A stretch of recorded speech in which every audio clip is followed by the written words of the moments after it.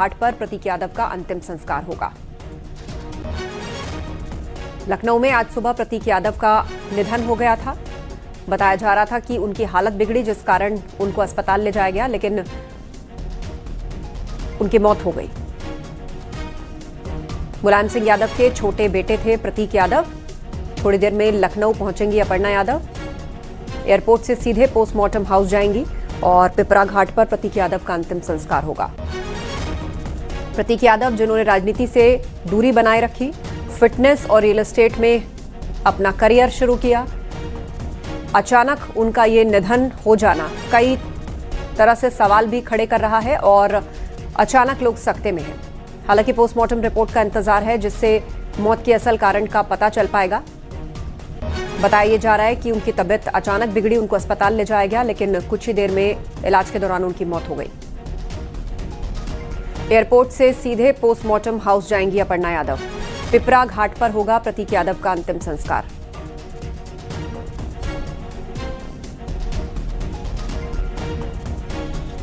अलाउद्दीन अयूब हमारे साथ phone line पर जुड़ गए हैं, हमारे सहयोगी। अलाउद्दीन, क्या अपडेट है इस पूरे मामले में? कब तक अपर्णा यादव पहुंच रही है लखनऊ? जी हाँ, बिल्कुल। इस पूरे मामले में अपडेट मेजर ये है क्योंकि अपर्णा यादव जी मौजूद नहीं थी यहाँ पर।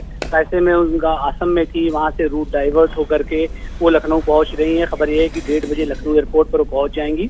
मुंबई से लखनऊ डाइवर्जन के जरिए से बाई एयर उनकी आमद हो रही है और एयरपोर्ट से सीधे वो पोस्टमार्टम हाउस, जो कि इजाजत नस्ल यूनिवर्सिटी का है, वहाँ पहुंचेंगी। और शायद ये वजह है कि अभी प्रतीक यादव का जो शव है, पार्थिव शव वहीं पर रखा हुआ है, इसलिए वो उनकी निजी आवास अब तक नहीं आ पाया है। माना जा रहा है कि उसके बाद, उनकी आमद के बाद जो है ऑफिशियली फिर वो शव के साथ ही जो उनका आवास है विक्रमांक मार्ग पर, वहाँ उनकी आमद होगी। पारिवारिक जो लोग हैं या पारिवारिक सूत्रों के हवाले से जो खबर है, ये खबर जो है सबके दिमाग में थी कि आखिर अंतिम संस्कार कहाँ होगा। तो लगभग परिवार में अब तक ये तय पाया है कि पिपरा घाट का जो अंत्येष्टि स्थल है, वहाँ पर उनका अंतिम संस्कार होगा। और इसके पीछे तर्क ये भी दिया जा रहा है कि उनकी माँ यानी साधना गुप्ता जी का जो अंतिम संस्कार था वो पिपरा घाट के ही अंत्येष्टि स्थल पर हुआ था। तो मेजर चांसेस यही हैं कि वहीं पर उनका अंतिम संस्कार कराया जाएगा। हालांकि आखिरी फैसला वो अपर्णा यादव जी को लेना है। तो ऐसे में इंतजार इस बात का हो रहा है कि जब 1:30 बजे उनकी फ्लाइट लखनऊ एयरपोर्ट पर लैंड करेगी, उसके ठीक बाद वो किंग जॉर्ज मेडिकल यूनिवर्सिटी जाएंगी। फिर उम्मीद की जा रही है कि वहाँ बजे के लगभग वो निकलेंगी। 2:15 से 2:30 के बीच में जो मार्ग का उनका निजी आवास है, वहाँ पहुंचेंगी। और मोस्ट प्रोबेबली पूरी उम्मीद है कि पिपरा घाट यही उनका अंतिम संस्कार हो। तो पिपरा घाट पर उनका अंतिम संस्कार होगा। थोड़ी देर में अपर्णा यादव भी वो पहुंचने वाली हैं। और बहुत तरह के सवाल है अलाउद्दीन, जो प्रतीक की मौत से खड़े हो रहे हैं कि क्या वो डिप्रेशन में चल रहे थे। ये भी खबर आ रही है कि बिजनेस का कोई नुकसान झेल रहे थे, उनको पार्टनर्स ने धोखा दिया। बहुत तरह की बातें हैं। क्या कारोबार में धोखे से वो परेशान थे? क्योंकि बहुत सारे लोग इनकी इस मौत को नेचुरल डेथ भी नहीं मान रहे हैं।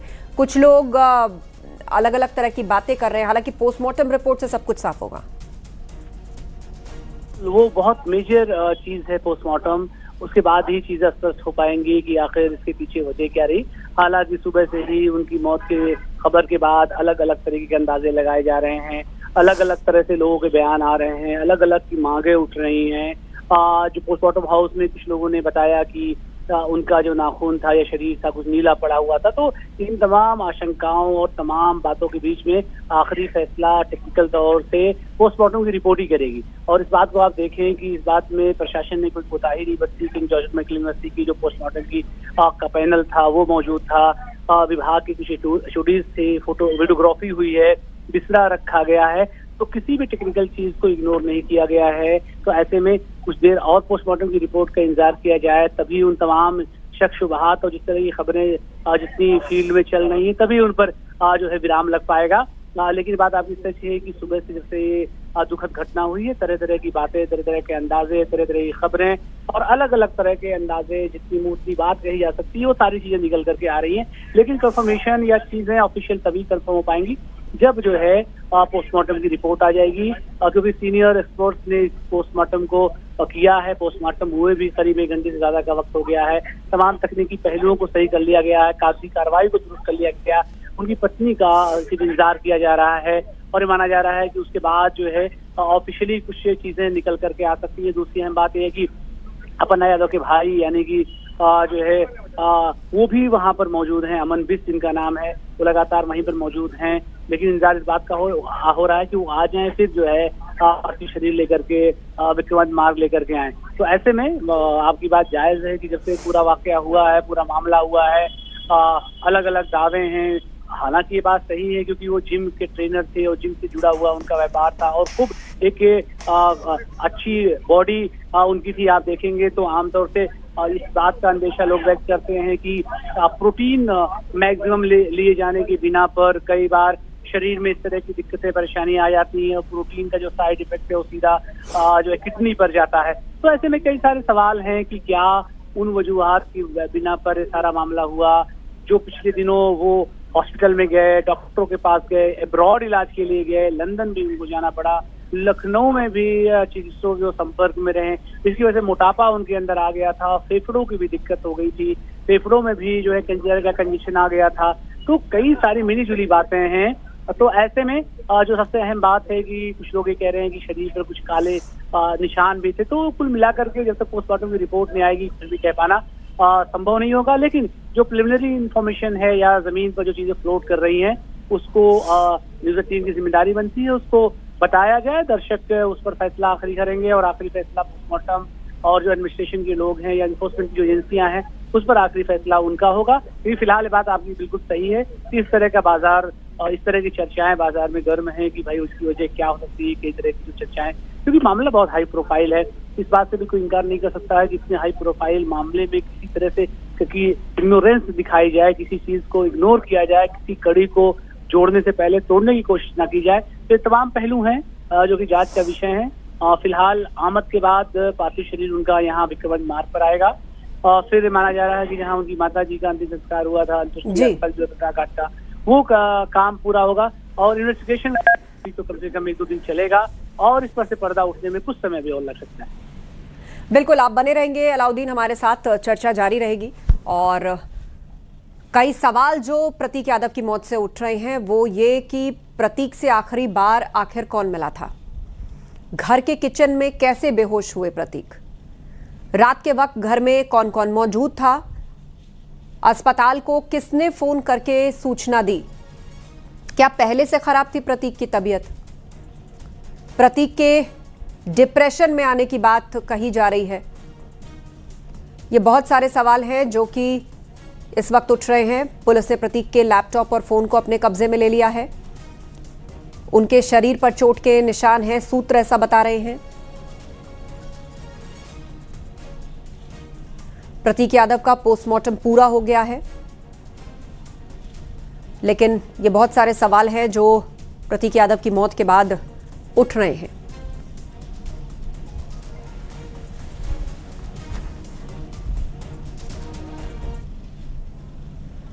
समाजवादी पार्टी संस्थापक मुलायम सिंह यादव के छोटे बेटे और अखिलेश यादव के सौतेले भाई प्रतीक यादव का लखनऊ में निधन हो गया।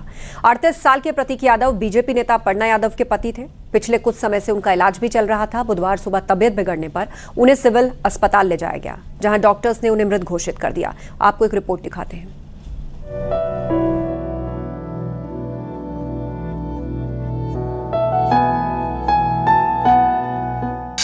समाजवादी पार्टी के संस्थापक और उत्तर प्रदेश के पूर्व मुख्यमंत्री मुलायम सिंह यादव के छोटे बेटे और एसपी प्रमुख अखिलेश यादव के सौतेले भाई प्रतीक यादव का लखनऊ में निधन हो गया। उनकी उम्र 38 साल थी। प्रतीक यादव बीजेपी नेता अपर्णा यादव के पति थे। बताया जा रहा है कि पिछले कुछ समय से उनका इलाज चल रहा था। करीबी लोगों के मुताबिक उनका इलाज विदेश से भी चल रहा था। फिटनेस को लेकर उनका खास लगाव था। वो जिम करते थे और फिटनेस से जुड़ा कारोबार भी संभालते थे।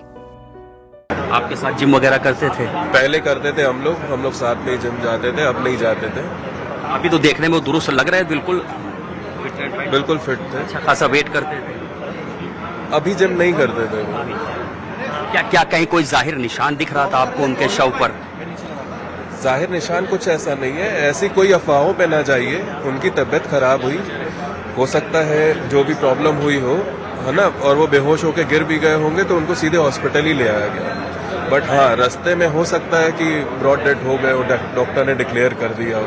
आपके हिसाब से कोई ऐसी चोट नहीं? नहीं, कोई चोट नहीं थी। चोट से उनको कुछ कोई दिक्कत नहीं है, ये सिर्फ अफवाहें हैं। जानकारी के मुताबिक मंगलवार रात 11 बजे प्रतीक यादव की तबीयत अचानक बिगड़ गई थी।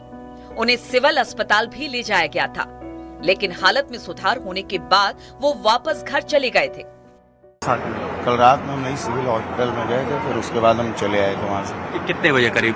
11 से 12 के समथिंग। रात को 11 बजे ले गए थे वहाँ अस्पताल में? अस्पताल ले जाया गया था भैया को, उसके बाद कुछ मालूम नहीं हमको क्या हुआ है। रात को 11 बजे प्रतीक यादव अस्पताल ले गए थे? जी ले गए थे भैया को ले गए अस्पताल। कौन ले गया था? सब लोग थे वहीं पे, उनके परिवार के लोग सब लोग थे। बुधवार सुबह एक बार फिर उनकी तबीयत खराब हुई, जिसके बाद उन्हें सिविल अस्पताल लाया गया, जहां डॉक्टरों ने उन्हें मृत घोषित कर दिया। डॉक्टरों के मुताबिक अस्पताल पहुंचने से पहले ही उनकी मौत हो चुकी थी। इसके बाद पुलिस को सूचना दी गई और शव को पोस्टमार्टम के लिए भेज दिया गया। 5:55 पे उनको यहाँ ले आया गया। उस समय उनकी मृत्यु हो चुकी थी। उनको डॉक्टरों द्वारा एग्जामिन किया गया तो वाइटल्स कोई नहीं थे। मृत घोषित करके पुलिस को इन्फॉर्म कर दिया गया। पुलिस बॉडी को लेके पंचनामा की और उसको पोस्टमार्टम के लिए KGMU भेज दिया गया। प्रतीक यादव के निधन के बाद समाजवादी पार्टी प्रमुख अखिलेश यादव भी पोस्टमार्टम हाउस पहुंचे। वहां से निकलते वक्त उन्होंने प्रतीक यादव को याद करते हुए वो भावुक हो उठे। अखिलेश यादव ने बताया कि करीब 2 महीने पहले उनकी प्रतीक से मुलाकात हुई थी। तब उन्होंने स्वास्थ्य का ध्यान रखने की उन्हें सलाह दी थी। ये तारीख तो नहीं बता सकता हूँ मैं, लेकिन कुछ दिन पहले मेरी मुलाकात हुई थी, लगभग 2 महीने पहले। उस समय भी मैंने यही कहा था कि अपने स्वास्थ्य का ध्यान रखिए और अपने कारोबार को आगे बढ़ाइए। कभी कभी फाइनेंशियल या कुछ जो कारोबार में जो नुकसान होता है उससे कई बार लोग बहुत दुखी हो जाते हैं। वो हमारे बीच नहीं है। जो कानूनी रास्ता है वो हम लोग अपनाएंगे। प्रतीक यादव के निधन के बाद उनके पैतृक गांव सैफई में भी शोक का माहौल है। गांव में सन्नाटा पसरा हुआ है। लोग प्रतीक यादव से जुड़ी यादों को याद कर रहे हैं और परिवार के प्रति संवेदना व्यक्त कर रहे हैं। श्री मुलायम सिंह यादव जी के छोटे पुत्र प्रतीक यादव जी का आखिरी निधन हो गया। एक खबर सुनते ही हमें काफी दुख हुआ। हमारे आंखों में आंसू आ गए कि जवान लड़का था, बच्चा था और थोड़े से समय में भी 3-4 साल के अंदर ही माता पिता और पुत्र चले गए। इस दुखी घड़ी में हमारा पूरा गांव, हम सभी लोग ग्रामवासी बहुत दुखी हैं। इस दुखी घड़ी में मैं परमपिता परमेश्वर से एक ही कामना करता हूं कि प्रतीक यादव जी की आत्मा को ईश्वर शांति दे। प्रतीक यादव मुलायम सिंह यादव की दूसरी पत्नी साधना गुप्ता के बेटे थे। साल 2003 में मुलायम सिंह यादव ने साधना गुप्ता से शादी की थी और सार्वजनिक तौर पर प्रतीक को अपने बेटे के रूप में स्वीकार किया था। प्रतीक यादव ने ब्रिटेन की लीड्स यूनिवर्सिटी से पढ़ाई की थी। वो सक्रिय राजनीति से दूर रहे और रियल एस्टेट के साथ फिटनेस बिजनेस से भी जुड़े थे। करीब 14 साल पहले उन्होंने अपर्णा यादव से लव मैरिज की थी। कम उम्र में उनके अचानक निधन से यादव परिवार, उनके करीबी और समर्थकों में गहरा दुख है। Bureau report, news 18।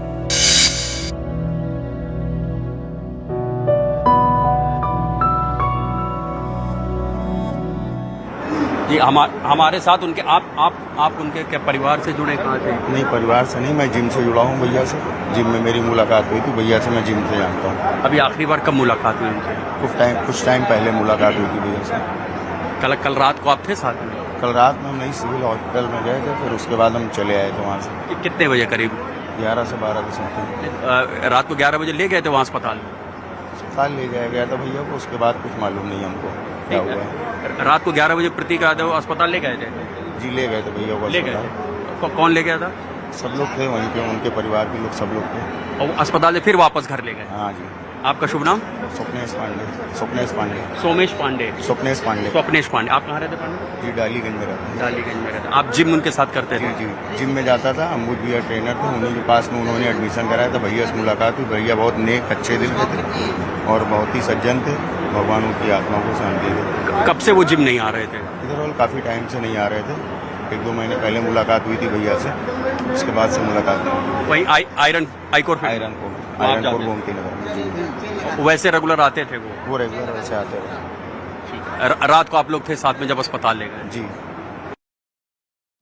मैं इस बात को सुनकर स्वयं बहुत आहत हूं और दुखी मन से मैं ये बात कह रहा हूं क्योंकि उस परिवार से मेरे पारिवारिक संबंध हैं।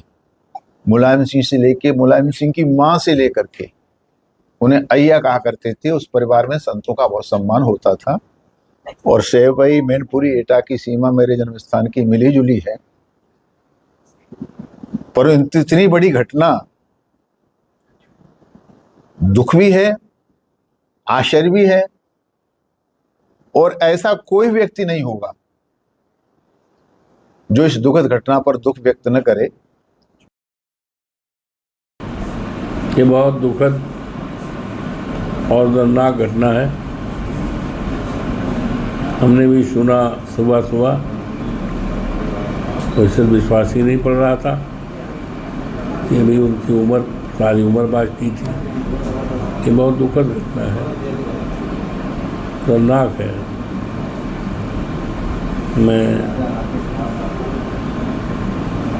उनको श्रद्धांजलि अर्पित करते हुए परिवार को इतनी बड़ी महान दुख सहने की क्षमता ईश्वर दे। दुखद है, कोई भी इतनी कम आयु में अगर कोई ऐसी घटना होती है तो दुखदाई होती है। हमारी पूरी संवेदना है और भगवान से प्रार्थना है कि यह दुख सहने की उनके परिवार